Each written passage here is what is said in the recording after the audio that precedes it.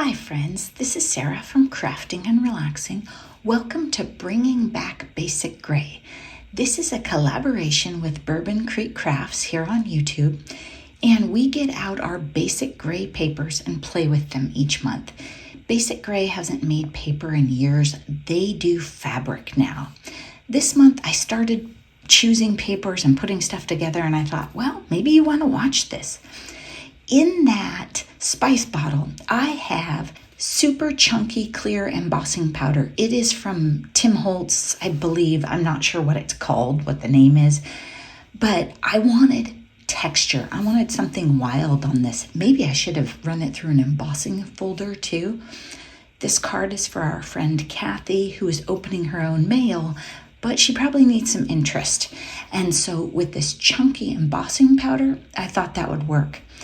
If you're not familiar with heat embossing, I have other videos on it. I just thought you might want to watch this.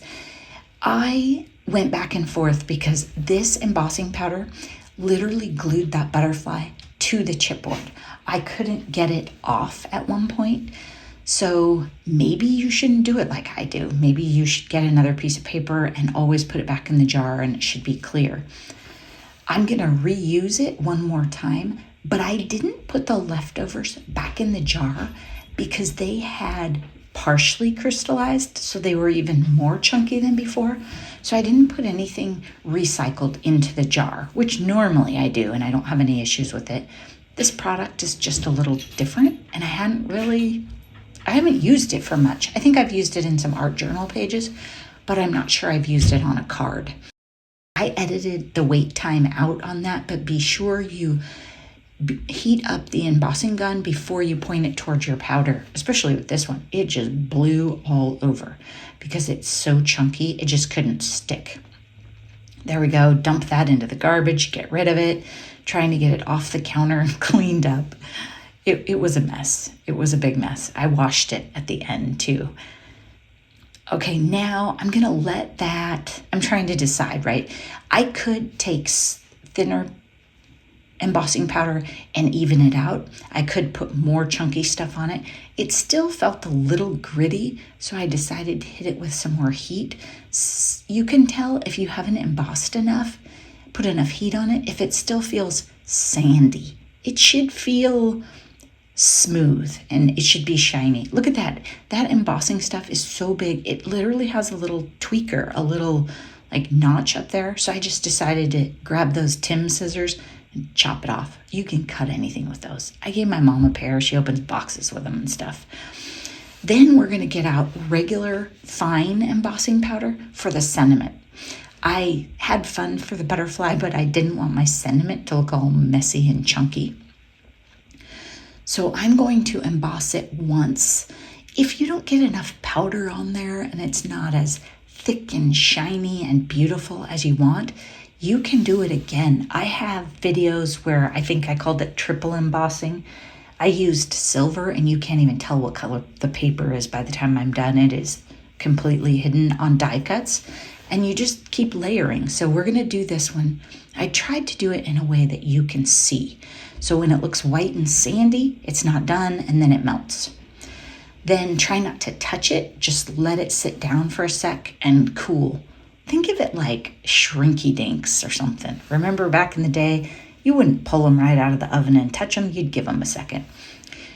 Now, this powder, I'm gonna put it back in the jar. There's no problem with fine powder and dumping it back in the jar all the time. Just be sure you don't get pet hair in it. We've all been there. Then we have to do it again. We can't leave it. I mean, this is for Kathy. We gotta jazz it up. So I just take it and push it down in that Versamark pad because I want it to be all wet and sticky. And I get it on my fingers a little and that's okay. If you stamp on it, you have to have a piece of paper under it and then you need to flip it because it can't be the one that you dump your powder on right after.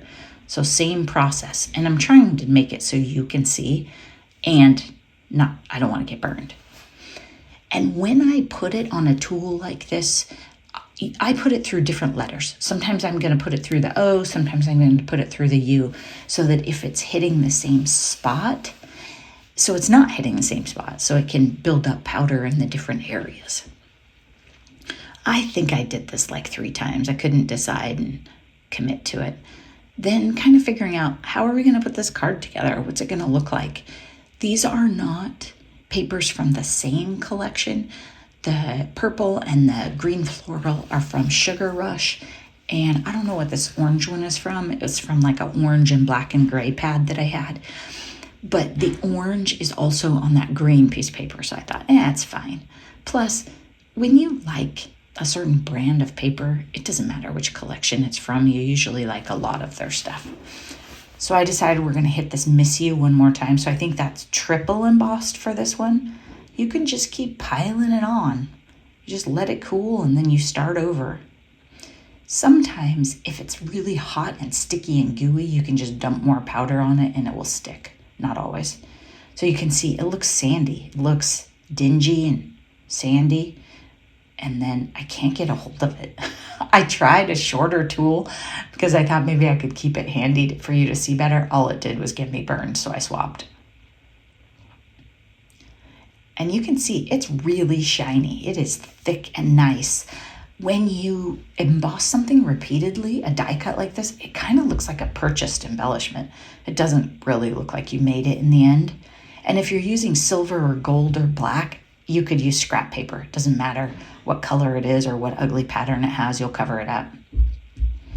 Okay, now we're going to try and recover from the gunk. I wrote on this, see other side, and I circled because if I used that for a journal cover and it had those giant chunks under the cardstock, I'd be upset later.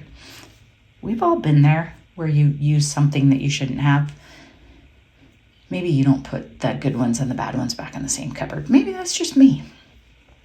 Now I'm going to try and figure out, how do I want this to lay out? I don't want the green stripe right up the middle. I don't want the green stripe right up I don't want the edge of it to line up with the body of the butterfly. Just kind of thinking about thirds, and I would like the Miss You to be on the green so it pops better, because it won't pop as well if you put purple on purple. That's the same exact paper. It just looks darker because it's so layered up. Then you've seen me put a card together on my paper cutter probably a million times, and that way it always comes out straight. I know a lot of people do them vertical on the counter. I'm not good at that, and I almost always stand. Okay, now the butterfly is super curled, and what I decided was I don't want it to lay down perfectly.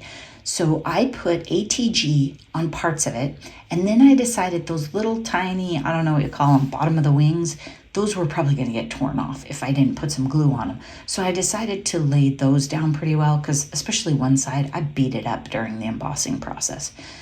But I'm not going to put glue all the way on the edges, because that butterfly is literally trying to curl off the page. That'll be kind of cool. So think about that. If you have something that's warped or distorted and you want a little bit of motion or energy or interest, don't glue it all the way down.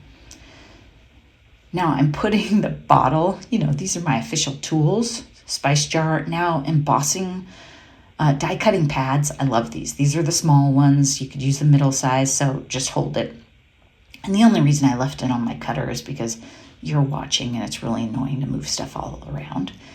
Now I'm going to put the Miss You on the vellum. Now keep in mind, the Miss You has a bunch of embossing powder on the back also. So I am gluing an embossing powder sealed piece of paper to vellum. We need to be minimal on the glue, really kind of careful. So I tried to go skimpy. Then I'm touching the spots where I got a big glue dot to take some of that off so there's not so much there. And then still, we're going to have a little bit of trouble because it doesn't absorb very much at this point. Fortunately, I was watching, so I just keep using my nails and cleaning up the edges where it tries to come out. And it's not too bad. It probably wouldn't have been the end of the world if I left it. Now, the other thing I try and do is, if I'm worried about glue squishing out, I try not to put as much weight on something, but I'm torn. Should I put the bottle? Should I just leave the embossing folder? I decided to put the bottle because it needs a good connection, gluing that thing to vellum. This looks pretty cool. It's not perfectly flat. I like it. Now we've got to clean off the end so it's straight. I use my cutter like that a lot. I don't use scissors. If you can do it perfectly with scissors, go for it.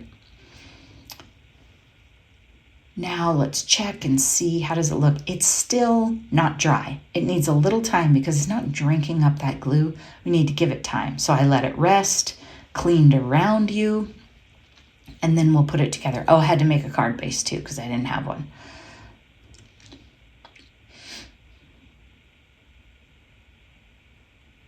And at this point, I realized I didn't mat this card. Usually I would have had another layer or something.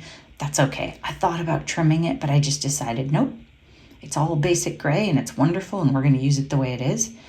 Then I had a little tiny scrap for the inside. I later also found a sticker that said friendship that was kind of in these colors, and so I stuck it in there. It wasn't basic gray. I cheated on that. I'm going to put the glue behind the letters, behind the miss you, so that when I glue it on, it doesn't show. Eliza Jane has fear of missing out, so she is having a hissy fit at the door. Sorry about that.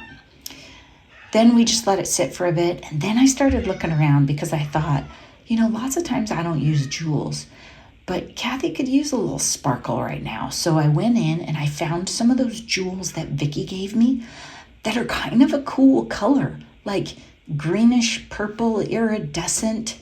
And then turns out there were 2 sizes, which I didn't catch on to at first. So I put a couple big ones, then let's add a few more small ones to jazz it up. I don't know where they go on this layout. I've never really thought about this layout before, but I think it turned out pretty good. Then a little patch, the vellum was trying to get away from me at the top. So we cover that up and we see how it is. And here's our finished card with jewels and 2 kinds of embossing and all set to go into the mail to Kathy today. And you can see the butterfly lifted up a little bit.